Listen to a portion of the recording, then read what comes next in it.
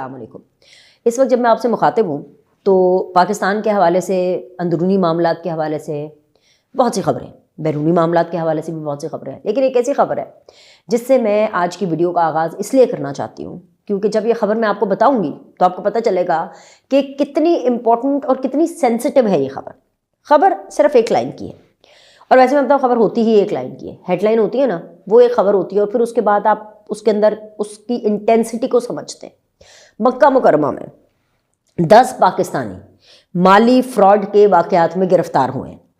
دیکھنے کو سننے کو تو یہ ہے کہ جی اچھا یہ تو مکہ مکرمہ میں ہوئے ہیں، لیکن جہاں پر پاکستان یا پاکستانی کا نام آ جاتا ہے اور پھر نام آ جائے، الزام آ جائے کہ جی گرفتار کیوں ہوئے ہیں، کیونکہ مالی بے ضابطگی ہے۔ مالی بے ضابطگی کیا؟ مالی فراڈ، کہ فراڈ کیا انہوں نے، تو اس لیے ان کو گرفتار کیا گیا ہے۔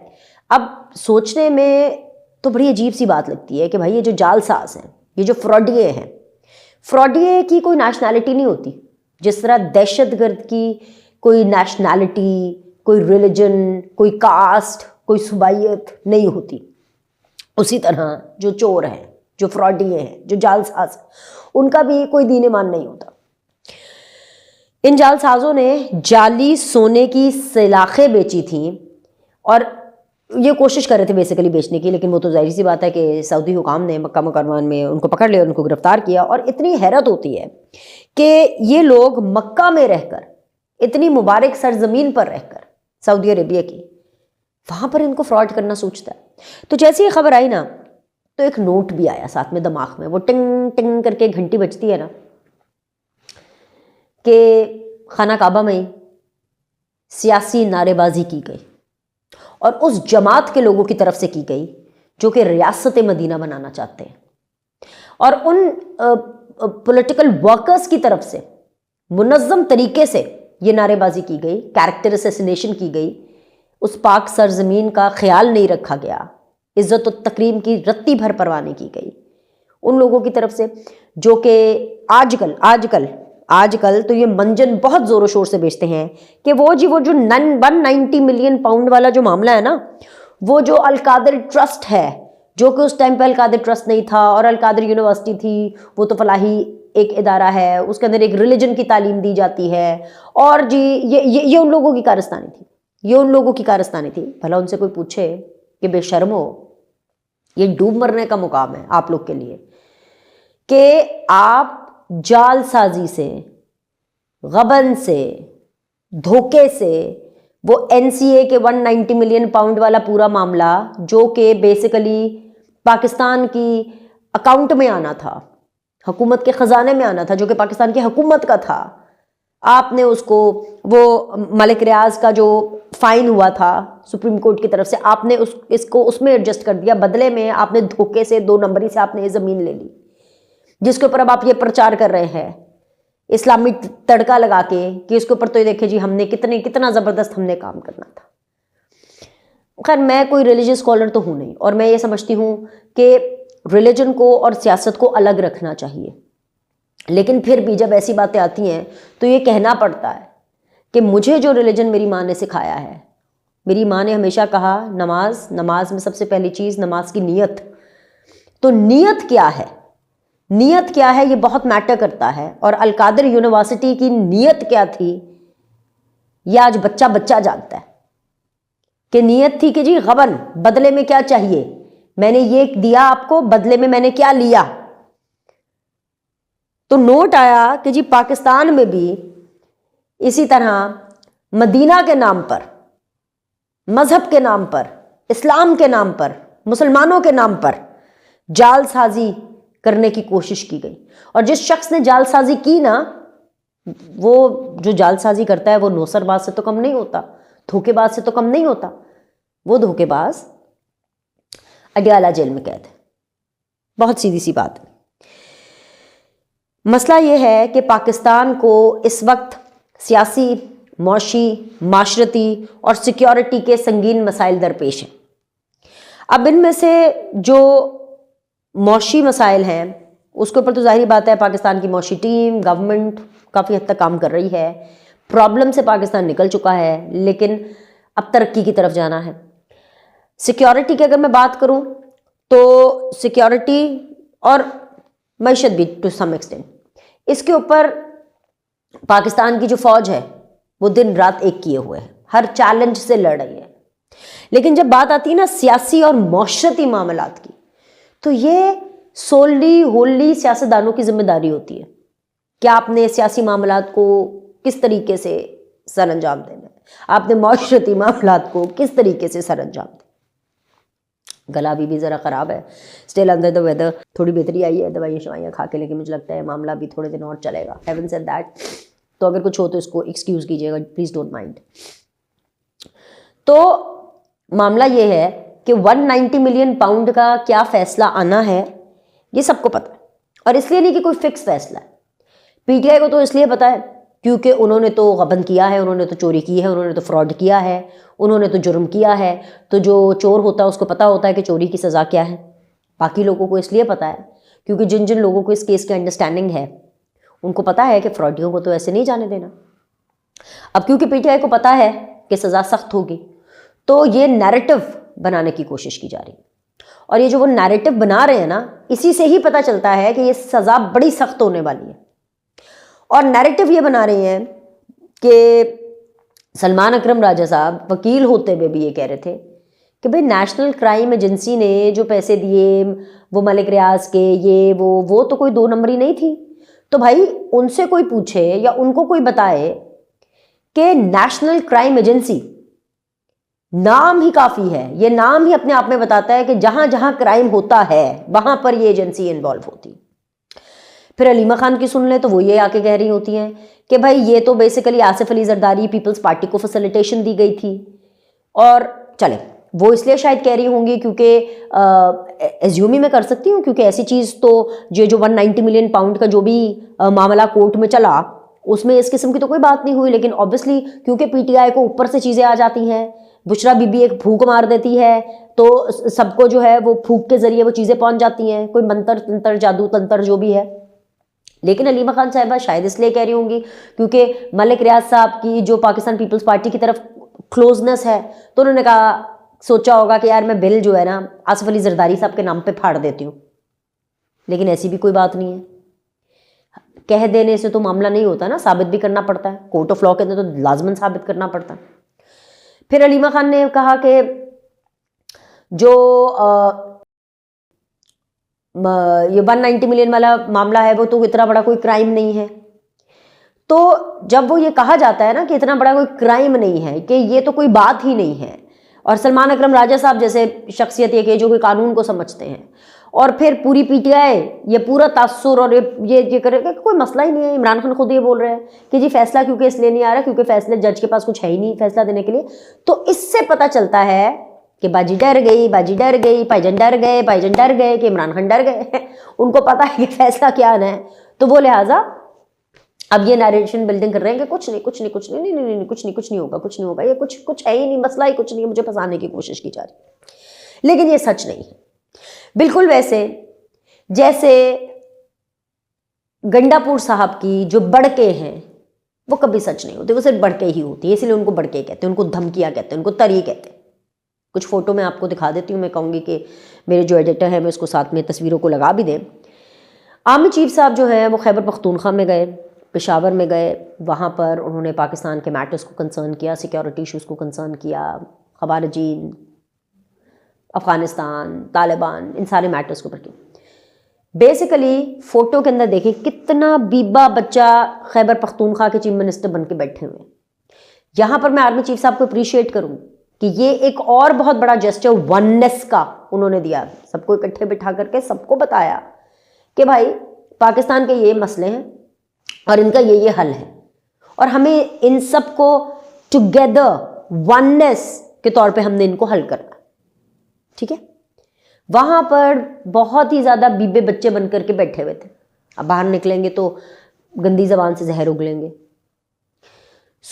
جس طرح گنڈا پور ہے اسی طرح پی ٹی آئی کی سیاست ہے، اور اسی طرح پی ٹی آئی کا ہر نیریٹو ہے. اب آ جاتے ہیں جی، یہ جو میں نے آپ کو چاروں مسائل بتائے نا، سیاسی، معاشی، معاشرتی، سیکیورٹی، یہ چاروں مسائل ایک دوسرے سے جڑے ہیں.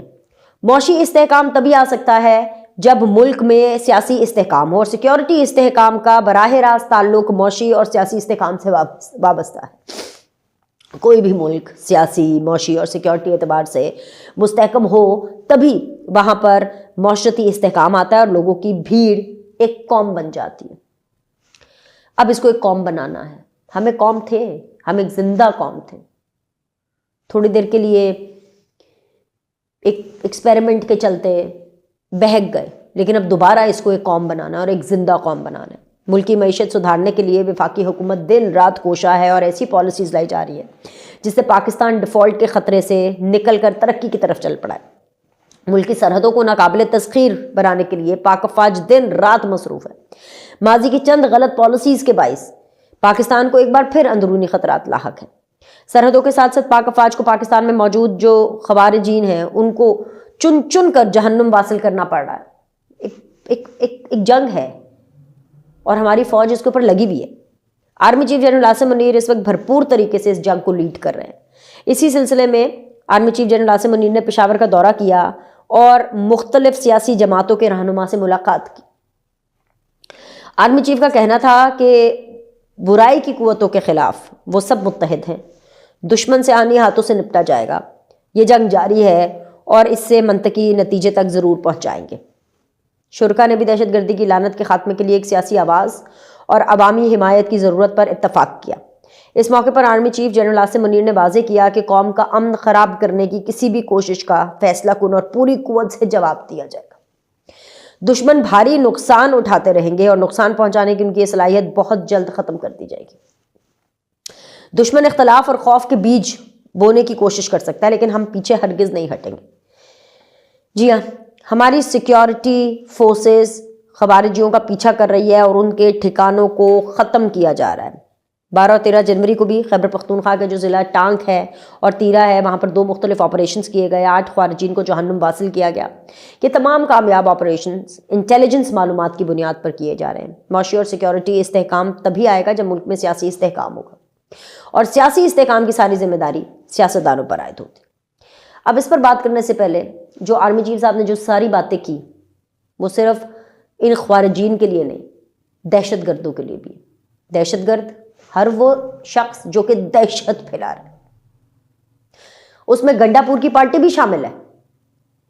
اور جو گنڈا پور صاحب ہیں وہ اس طرح سے بیٹھے ہوئے تھے کہ اگر گنڈا پور کا تعلق پی ٹی آئی سے نہیں ہوتا اور کسی اور جماعت سے ہوتا تو عمران خان ہی گنڈا پور کی یہ والی تصویر دیکھ کر کے نا ایسے ایسے سر نیچے کر کے ایسے اس تصویر کو کہتے کہ گنڈا پور تو وہ اردلی بنے ہوئے ہیں، پپٹ ہیں، ملازم ہیں۔ لیکن میں ایسی کوئی بات نہیں کروں گی، کیونکہ میں چاہتی ہوں کہ اگر پاکستان کی ترقی میں سب وننس کی پالیسی کو لے کر کے چلے، چاہے وہ گنڈا پور ہی کیوں نہ ہو۔ ویسے مجھے ان سے کوئی امید نہیں ہے، آرمی چیف صاحب کا دل بہت بڑا ہے، ان کو امید ہوگی، وہ بار بار ایفرٹس پٹ ان کر رہے ہیں، بہت اچھی بات ہے، ان کا بڑا پن ہے کہ جی وہ ریاست کو دیکھ رہے ہیں، وہ یہ نہیں دیکھ رہے ہیں کہ جی ان لوگوں نے ہمارے بیچ میں انتشار پھیلایا۔ وہ پھر بھی درگزر کی ایک پالیسی کر رہے ہیں، پھر بھی بار بار موقع اور ساتھ وارننگ، موقع وارننگ۔ لیکن میں آپ کو یقین مطلب اپنے دل کی بات بتاؤں، میرے دل کی بات یہ ہے، سیدھی بات ہے، مجھے یقین نہیں ہے، مجھے اعتماد نہیں ہے ان لوگوں پہ، مجھے گنڈا پور صاحب ان کی پارٹی پر بالکل بھی اعتماد نہیں ہے، کیونکہ یہ اتنے باولے ہو چکے ہیں، یہ نفرت کی آگ میں اتنے آگے جا چکے ہیں۔ وہ آگ جنہوں نے دوسروں کے لیے پھیلائی تھی، ان کے اپنے ہاتھ اس آگ میں اتنے جل چکے ہیں، ان کے دل اتنے جل چکے ہیں کہ یہ موقع کو، وارننگ کو بار بار اگنور کرتے ہیں اور اس کو کمزوری سمجھتے ہیں۔ لیکن آرمی چیف صاحب نے تمام ان سیاستدانوں کو بھی آن بورڈ بٹھا کر کے، چاہے گنڈا پور صاحب ہوں، چاہے محسن نقوی صاحب ہوں، خیبر پختونخوا، پشاور، وہاں پر ایک ایسا پیغام دیا ہے کہ اگر ابھی بھی ان کو سمجھ نہیں آئے نا تو پھر لالو چھتر تو پھر انہوں لگ پتا جائے گا۔ اب سیاسی استحکام کی ساری ذمہ داری سیاستدانوں پر عائد ہوتی ہے۔ یہ سیاستدان ہی ہیں جنہیں اپنی انا اور مفادات کے بالا تر ہو کر مل بیٹھنا ہوگا اور طے کرنا ہوگا کہ سب سے پہلے پاکستان اور پھر کوئی لیڈر یا جماعت۔ حکومتی اتحاد اور تحریک انصاف میں جاری مذاکرات کی ناکامی ملک کو مزید انتشار کی طرف دھکیل سکتی ہے۔ کیونکہ 31 جنوری کی تلوار سر پہ لٹک رہی ہے۔ فریقین کو ہٹ دھرمی چھوڑ کر ملکی مفاد کو اولین ترجیح دینا ہوگی۔ موجودہ حالات میں ایک قابل قبول معاہدے پر پہنچنا ہی سیاسی استحکام کا راستہ ہموار کر سکتا ہے۔ حکومت اور پی ٹی آئی کے جو درمیان مذاکرات کی کامیابی کا انحصار ہے جی کچھ لو کچھ دو، ہمیشہ کی طرح، تو فریقین کو اپنے اپنے موقف میں نرمی دکھانا ہوگی۔ تحریک انصاف کو چاہیے کہ وہ 31 جنوری کی جو تلوار ان کے سر پر لٹک رہی ہے اس سے پیچھے ہٹے، اور حکومت کو بھی چاہیے کہ تحریک انصاف کو انگیج کرے۔ اول تو مطلب ان تلوں میں تیل نہیں ہے، یہ وہ لوگ نہیں ہیں، لیکن چلے پھر بھی اگر آرمی چیف صاحب کوشش کر سکتے ہیں، حکومت اگر کرنا چاہتی ہے تو ٹھیک ہے، انگیج ہوئیں۔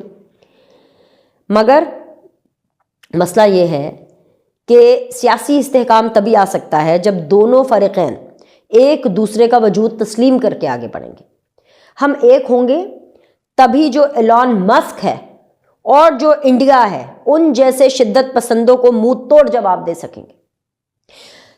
برطانیہ میں مقیم پاکستانیوں کے خلاف نسل پرستانہ اسلامو فوبیا پر مبنی تبصروں پر دفتر خارجہ نے سخت رد عمل دیتے ہوئے نہ صرف اس کی مذمت کی ہے بلکہ اسے برطانوی معاشرے کے لیے باعث تشویش بھی قرار دیا ہے۔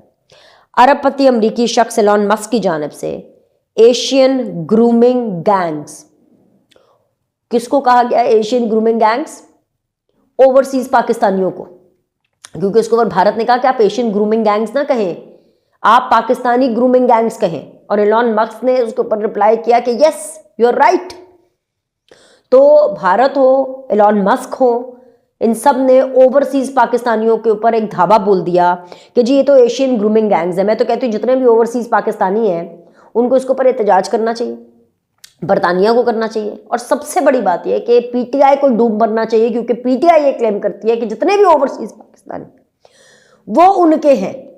تو اگر ان کے بندوں کو ایلون مسک جس نے ٹرمپ کو جو ہے وہ پریزیڈنٹ بنایا، کیونکہ انہوں نے ساری اس کی کیمپیننگ اور سب کچھ کیا، تو ایلون مسک، ٹرمپ، وہ ٹرمپ جس کو اپنا مائی باپ پی ٹی آئی والے سمجھ رہے ہیں، تو ان کو شرم کرنی چاہیے کہ انہی لوگوں کے بارے میں یہ کیا کہا جا رہا ہے۔ تو یہ جو ایشین گرومنگ گینگز کی اصطلاح ہے استعمال کرنے پر خاص طور پر تحریک انصاف کی آنکھیں کھل جانی چاہیے اور انہیں جان لینا چاہیے کہ ٹرمپ کے حامی ایلون مسک اوورسیز پاکستانیوں کے بارے میں کیا سوچ رکھتے ہیں۔ ابھی کے لیے اتنا ہی، لائک کریں، سبسکرائب کریں، آپ سے اگلی ویڈیو میں ملاقات کریں۔